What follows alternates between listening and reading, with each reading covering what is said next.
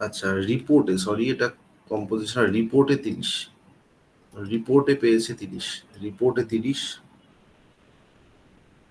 দেন ট্রান্সলেশনে 18, আর এই তো 30, হ্যাঁ, 30, 30, 30, 16, 18, বলো এবার। সো এটা এটা যেটা সম্রাট যেটা বলছিলে, এটা দেখো স্যার এখানে, অনেকটাই নাম্বার। হ্যাঁ, এবার আমি তোমাকে বলি যে আমি দেখছিলাম যে এখানে কিন্তু এমন নয় যে লেখার কোয়ালিটি বিরাট কোনো কোয়ালিটি আছে, বিরাট কোনো ব্যাপার একদম, মানে পড়েই মানে একটা, মানে বাবা বাবা একটা বেরিয়ে আসবে এরকম ব্যাপার না। ওকে, সো এবার দেখো এখানে যেটা মেন বিষয় সেটা হলো আমাদের কিছু ছোট ছোট জিনিসে, বেসিক জিনিসে আমাদের নজর রাখতে হবে। সেটা হলো যে আমরা যখন এই যে অনেকে দেখবে তোমরা যেটা করে থাকো সেটা হলো যে কম্পোজিশন লেখার ক্ষেত্রে যেটা তোমাদের প্রবলেমগুলো বলছিলে, দেখো আমি ট্রান্সলেশনে আসছি কারণ এই কথাগুলো বলা একটু প্রয়োজন, কারণ আজকে প্রথম ক্লাস হচ্ছে তোমাদের, বলতে পারো যে এই মেন পরীক্ষাটাকে টার্গেট করে যেহেতু হচ্ছে, তো একটু এগুলো বলা প্রয়োজন। কারণ ডেসক্রিপটিভ পেপার মানে কিছু জিনিস অবশ্যই আমার হাতে আছে, মানে অ্যাজ আ ক্যান্ডিডেট এটা আমার হাতে কিছু আছে, মানে বলটা পুরোপুরি আমার, দেখো যদি অবজেক্টিভ পরীক্ষা হয় তাহলে সেক্ষেত্রে কিন্তু বলটা পুরোপুরি আমার কোর্টে,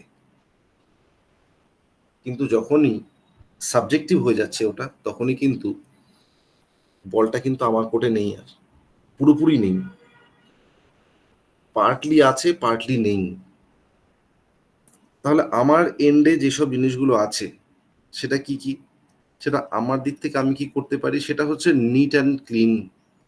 ঠিক আছে, মানে একটা নিট অ্যান্ড ক্লিন খাতা আমি তাদেরকে দেখতে দেব। কারণ কিছু জিনিস দেখো, এটা আমাদের ক্ষেত্রে, আমাদের নিজেদের ক্ষেত্রেও যেটা হয়, তোমাকে আমি 50টা খাতা দেখতে দিয়েছি, কারো লেখা এমন খুব কষ্ট করে পড়তে হচ্ছে, কারো লেখা আহ, মানে খুব ভালো স্পষ্ট দেখা যাচ্ছে। আর প্রথমত হচ্ছে আমি তোমার খাতা, প্রথমত তোমার খাতাগুলো চেক করবে কারা। ঠিক আছে, দেখো এটা শুনতে খারাপ লাগে, বাট এটা ফ্যাক্ট। তোমার খাতাগুলো চেক করবে কারা? ওনারা চেক করবেন ওনাদের কাছে এই যে যে টাকাটা আলটিমেটলি ঘুরে ফিরে ওই এক জায়গাতে গিয়ে তো দাঁড়ায়, যে টাকাটা ওনারা পাবেন এখান থেকে, সেটা এমন কোনো টাকা না যে ওটার জন্য তোমার খাতা খুব খুঁটিয়ে তারা পড়বে। বোঝা গেল? তো কাজেই তোমাকে খাতাটা যেটা দিতে হবে সেটা একটা ঠিকঠাক খাতা তাদের সামনে প্রেজেন্ট করতে হবে। সে কষ্ট করে আমার খাতা পড়বে না, সবার আগে আমাকে এই জিনিসটা মাথায় রাখতে হবে। হ্যাঁ, তার মানে এমন নয় যে একবারে, মানে আমি একদম ছবি তোলার মতন করে লিখছি, যার হাতের লেখা ভালো, এবার এরকম হবে না যে হাতের লেখা যার হয়তো একটু খারাপ, আমার কথাই ধরে নাও, যার লেখা একটু খারাপ সে এমন হবে না যে সে আমার হাতের লেখা একদম দারুণ হয়ে গেল, এটা হওয়া পসিবল না। কিন্তু আমি চেষ্টা করব অন্তত একটু গোটা গোটা করে একটু ঠিকঠাক করে, যাতে পড়তে সমস্যা না হয় উল্টো দিকে মানুষটার, এই বিষয়টা আমি এনশিওর করব। প্রথমত গেল। 2 নাম্বার পয়েন্ট কি, 2 নাম্বার পয়েন্ট আমার কাছে এটা আছে, সেটা হলো, প্রথমে তো এটা গেল, 2 নাম্বার পয়েন্ট হচ্ছে গ্রামার। এই পার্টটা আমাকে কিনলি অবজার্ভ করতে হবে। কেন? দেখো এখানে যদি আমি আমি সে ফর এক্সাম্পল তোমাদের কোনো অপশনাল পেপার নিয়ে নিলাম আমি, ঠিক আছে, ধরো একটা কোনো অপশনাল পেপার, সেটা তো সাবজেক্টিভ। তাহলে অপশনালের ক্ষেত্রে কি হচ্ছে দেখো, সে ফর এক্সাম্পল কেউ হয়তো নিয়ে গেছে সোশিওলজি, তো তোমার কাছে কোনো একটা বিষয়ে, বা আমি যদি, তোমরা নিশ্চয়ই মিসলেনিয়াস পরীক্ষাও দেবে, তাহলে মিসলেনিয়াসে মেন দেবে আবার, তো মিসলেনিয়াসে মেনে গিয়ে সেখানে তোমরা জানো যে জিএসটাও কি থাকে, ডেসক্রিপটিভ থাকে।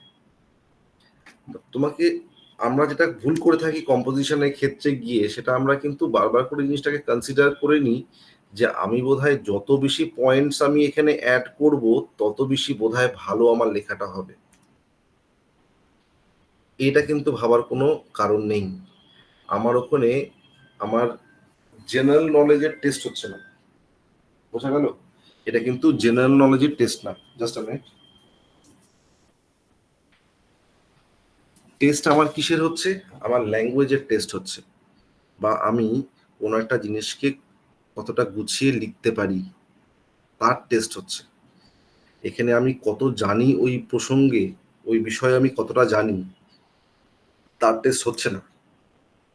তার মানে কি আমি কোনো ইনফরমেটিভ হবে না আমাদের এসেগুলো? নিশ্চয়ই হবে, বাট ততটুকুই ইনফরমেশন আমি বা ততটুকুই পয়েন্টস আমি ওর মধ্যে অ্যাড করব, যেটা আমি বলতে চাইছি সেই বিষয়টাকে সাবস্টেনশিয়েট করার জন্য যতটুকু পয়েন্টস বা যতটুকু এই ধরনের ডেটা আমার দেওয়া প্রয়োজন ততটুকুই দেব, তার বেশি দেব না। মানে অত্যাধিক ডেটা দিয়ে দিয়ে দিয়ে দিয়ে মানে ওটাকে ডেটা দিয়ে ফিড করিয়ে করিয়ে আমি ওটাকে অনেক বড় করে ফেলবো না। ক্লিয়ার? এই জিনিসটা মাথায় রাখবে সবাই, যে গাদা গাদা ইনফরমেশন বা সাংঘাতিক ডেটা দিয়েই যাচ্ছি, দরকার নেই। যে উল্টো দিকে মানুষটা যে চেক করবেন উনিও এত ডেটা ওনার কাছেও নেই। আমি কি প্রুফ করতে চাইছি তার কাছে? ডেটা ইম্পর্টেন্ট না। ডেটা কোথায় ইম্পর্টেন্ট হবে? যখন তুমি জিএস এর জন্য যখন তুমি লিখতে যাবে তখন ইম্পর্টেন্ট হবে ডেটা। তখন তোমার গ্রামার চেক করবে না কেউ, যে দেখি তো কেমন লিখেছে। বোঝা গেল? একটা মিনিট, হ্যাঁ। হ্যাঁ স্যার।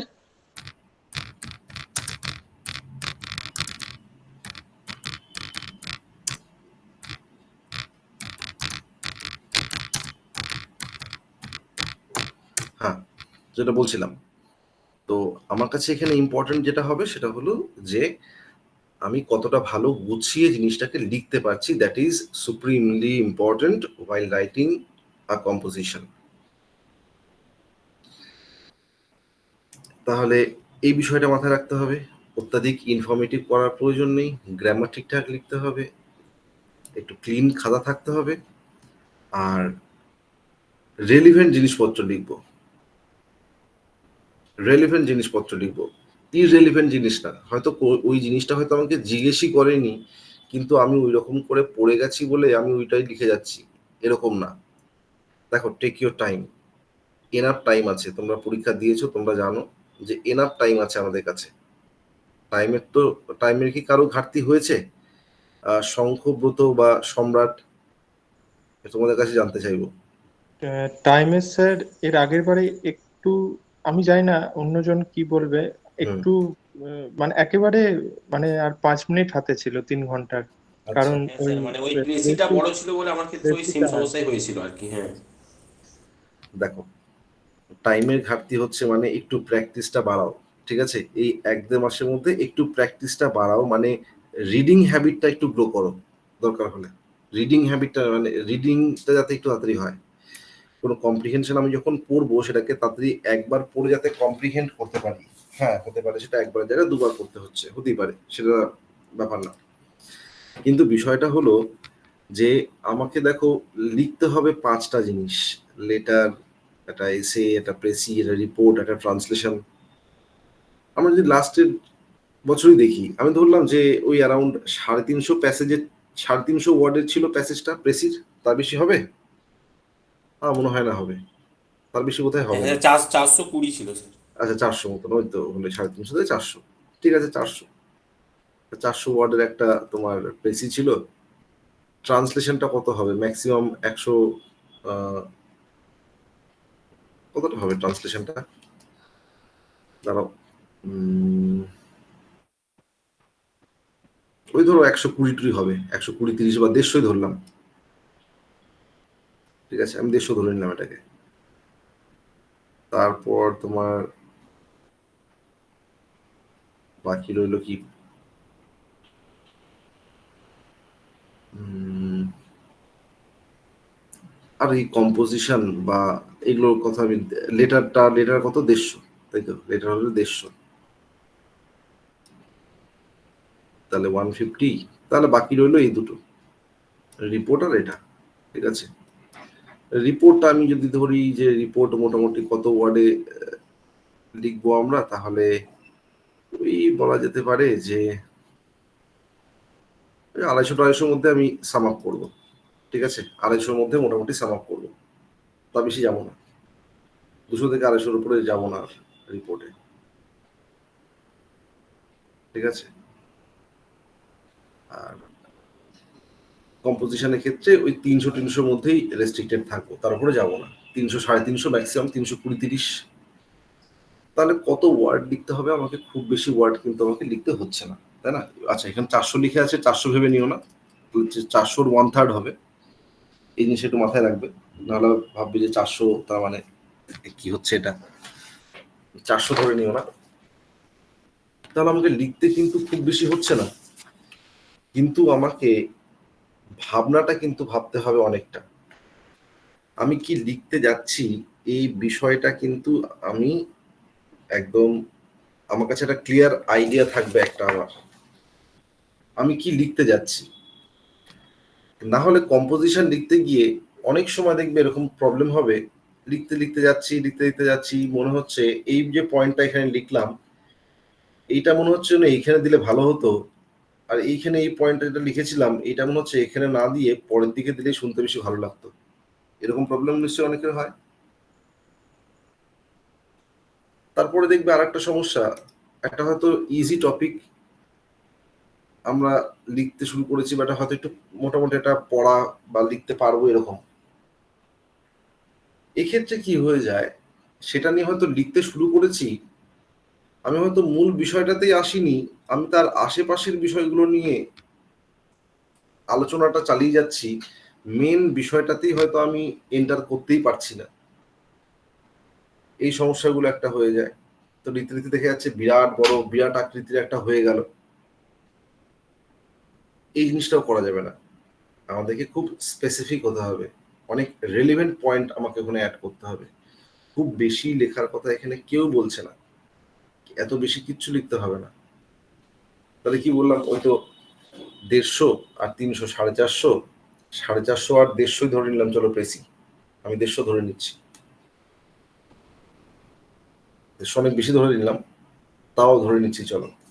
তাহলে 150, 150, 300, 300, 600 হয়ে গেল, 600, আর এদিকে হয়ে গেল তোমার 300, 400। তাহলে 1000 ওয়ার্ড, 1000 ওয়ার্ড লিখতে হবে আমাকে, সব মিলিয়ে আমি ধরে নিলাম ম্যাক্সিমাম এটা 1000টা ওয়ার্ড। তাহলে আমার কাছে এনাফ টাইম আছে। কোনো একটা কিছু লেখার আগে টেক ইউর টাইম, আগে ভাবো কি লিখতে যাচ্ছি, কি বিষয় লিখতে যাচ্ছি, ভেবে নিয়ে তারপরে লেখো। কারণ ডাব্লিউবিসিএস পরীক্ষায় দেখবে, দেখো যদি কোনোটা একটা বিরাট কমন পড়ে গেল, একটা টপিক একদম যা পড়ে গেছে ওটাই চলে এলো, দ্যাট ইজ শেয়ার লাক। কিন্তু পাবো না ধরেই এগোতে হবে, এটা তোমরা নিশ্চয়ই যারা 2-1 বছর ধরে পরীক্ষা দিচ্ছ তারা নিশ্চয়ই তাদের কাছে বিষয়টা ক্লিয়ার হয়ে গেছে। তাহলে আমাকে কি করতে হবে, পাবো না মানে আমাকে কি করতে হবে, তাহলে এই এসে টেসের ক্ষেত্রে, এই কম্পোজিশনের ক্ষেত্রে আমাকে কি করতে হবে, আমাকে এরকম কিছু টপিক আমাকে রেডি করতে হবে, যেই টপিকগুলো থেকে হয়তো আমি ডিরেক্টলি যা পড়ে গেছি ওটাই লিখে দিচ্ছি, এরকম হবে না। মানে একদম গিয়ে পরীক্ষার হলে গিয়ে ভমিট করলাম, যা পড়লাম সেটাই গিয়ে পরীক্ষার হলে গিয়ে ভমিট করে দিলাম, এরকম হবে না। কিন্তু ওই যে আইডিয়াটা আমি পেলাম, ওইখান থেকে কিছু পয়েন্টস আমি গ্যাদার করে, ওইখান থেকে কিছু জিনিস নিয়ে আমি লিখতে শুরু করব। সেই জন্যই আমি বলছি যে যদি আমার ওরকম অ্যাজ সাচ খুব মানে একদম দারুণ কমন পড়ে গেল এরকম না হয়, তাহলে আমি কম্পোজিশনটাকে কি করব, রেস্ট্রিক্ট করব, মোটামুটি 300-310 মধ্যে রেস্ট্রিক্ট করে দেবো, খুব বেশি যাবই না। কারণ যেটা একদমই আমার কাছে একটা মানে একটা বিষয়, যেখানে আমাকে পুরোপুরি, কারণ একটা পরীক্ষার হল ওটা, এটা বাড়িতে বসে আমি একটু ভাবছি, একটু ভেবে নিয়ে লেখা শুরু করলাম অনেকটা, মানে এরকম করে হয় না। পরীক্ষার হলে বসে লেখা আর বাড়িতে বসে লেখার মধ্যে অনেক পার্থক্য, ওই অ্যাম্বিয়েন্সটাই আলাদা। পরীক্ষা তুমি একটা 1 ঘন্টার পরীক্ষা দিয়ে আসো, পরীক্ষা দিয়ে মনে হবে যেন মাথাটা গুলো কেমন একটা ধরে আছে, এই ফিলিংটা হয়। তো এই ফ্যাটিকটাও তো আছে, এটা অস্বীকার করার তো না। তো কাজেই এই জায়গাগুলোকে একটু সবাই মাথায় রেখে সেরকম করে পরীক্ষা দিতে যাবে। আবারও বলছি, কোনো এক্সপেকটেশন অনেক নিয়ে যেও না যে আমি এই হয়ে যাবে ওই হয়ে যাবে। সি হবে নাকি বি হবে নাকি এ হবে, এত ভাবনা চিন্তার কিচ্ছু প্রয়োজন নেই আগে।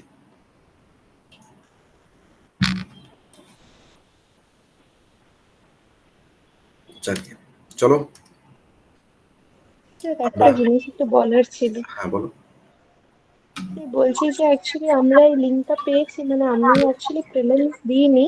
হুম তো মানে ক্লাসটা মানে লিঙ্কটা শেয়ার করা হয়েছিল, তো মানে আমরা তো করতেই পারি তাই তো স্যার? একদম একদম শিওরলি এটা করতে পারো, কোনো ওকে অসুবিধা নেই। কারণ দেখো, মানে আমি এখনো পর্যন্ত কোনো অ্যাটেম্প দিইনি, বাট এইবার যেটা দেবো ওটাই আমি ফার্স্ট অ্যাটেম্প দেবো। ওকে কোনো ব্যাপার না। তুমি দেখো ওকে এই স্যার। এই মানে টানা 20 দিন যখন একটা ক্লাস হবে তো করতে থাকো, সাথে অসুবিধা কি আছে? হ্যাঁ স্যার, ওই জন্যই প্র্যাকটিসটার জন্য। হুম, ওকে স্যার। চলো আচ্ছা, এখানে একটা ছোট প্যাসেজ দেয়া আছে, খুব সহজ, মানে WBCS পরীক্ষার রেসপেক্টে তো খুবই সহজ, এটা পুরো ক্লার্কশিপের লেভেলের হয়ে গেছে। তো তাও বলবো প্রথমে একটা করো এরকম,